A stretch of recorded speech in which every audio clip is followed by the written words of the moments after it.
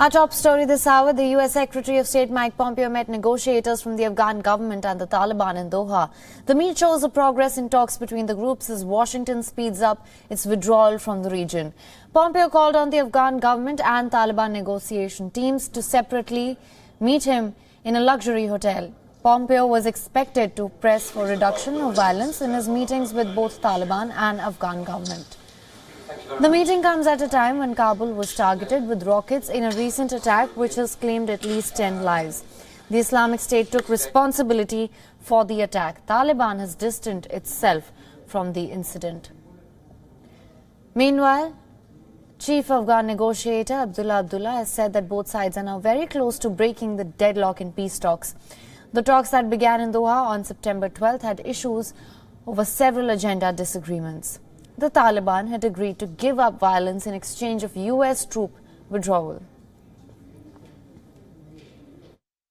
The point is that we are still in the procedural phase. It's not like we haven't moved towards discussion of the main substance of negotiations, the main agenda. We are close. We are very close, and hopefully we pass this phase and get to the substantial issues, which security will be the main issue. Meanwhile, speculations are rife on the future of Afghan talks under the administration of Joe Biden, who will take over as the US president next year. Both Trump and Biden back US troop withdrawal from Afghanistan. However, Biden has not set a deadline for the pullout. Biden is also likely to hold the Taliban accountable for violence. According to the Afghanistan government, the Taliban has killed over 1,200 civilians in 53 suicide attacks and nearly 1,300 explosions in the last 6 months. Clear. And joining us live from London is author and journalist and Afghanistan expert Lynn O'Donnell. Thank you so much for joining us. My first question to you is, US Secretary of State Pompeo met with the Afghan government and Taliban negotiators. This as the US speeds up withdrawal from the region. What can you tell us about this and the main points of discussion for this meet? The American side haven't released any details of their discussions with either side, the Afghan Republic or the Taliban. I can imagine that what Pompeo is doing is trying to speed up the process that brings the two sides together to start talking about substance. They haven't talked really about substance since they began on September the 12th. The Afghans have been calling on the Taliban to initiate a ceasefire. The Taliban are refusing. And I think what they're doing is using the levels of violence that you mentioned and that we've seen over the past 6 months, but certainly escalate in the past 2 months, is trying to convince the Afghan Republic side, the government side, that they have the power, they have the firepower to cower the Republic side into doing what they want to do.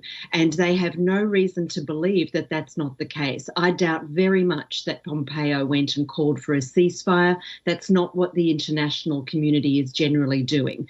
They don't even mention the Taliban's name. All they do is accept that this was an Islamic State or an attack on a hospital where women in labour and babies were murdered by suicide bombers and insurgent gunmen was by Islamic State. It's all one and the same, and it's all playing into the Taliban's hands. All right. Now, as we know, despite the ongoing peace talks, violence has continued to soar in Afghanistan. And like you mentioned, just recently, Kabul was targeted also. How do you assess this? Well, I think that this is classic insurgent tactics, and we've seen it over and over again in the past decade especially. This is the way it works. You want us to come to the table and talk peace, then we will ratchet up the violence, we'll put much more pressure on your security forces and your allies' security forces to show that we have the upper hand here. And I think that's what's going on. The Taliban leadership have shown twice this year that they are able to turn the violence on and off at will. There have been 2 brief ceasefires which have actually worked. And one of them came before the signing of the February deal with the United States in Doha. They can turn it off and they can turn it on, and yet they are refusing calls from the Afghan government and the Afghan people for a ceasefire. They're turning up the violence, making it worse and worse. I mean, I don't know how much worse it can get, basically to show that they are the stronger party in these talks. All right. And also going forward, how do you see this issue getting resolved? What can we expect in the days to come?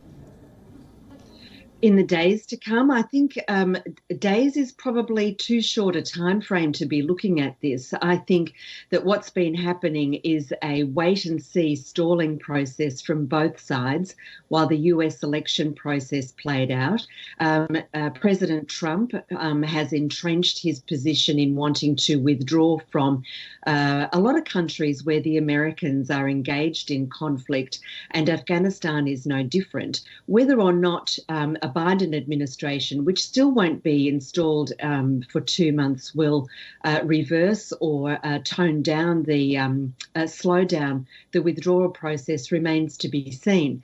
It looks like he's going to install a defence secretary in Michelle Fleury, who is a bit more of a humanitarian and willing to look at the conditions on the ground than Trump's people have been. So I think that we have to look at it in terms of months, and then once there is an actual peace process going on, in terms of years. These things never happen overnight. There's a long way to go. All right, Lynn, thank you so much for joining us with all those details and your insight in this. Thank you.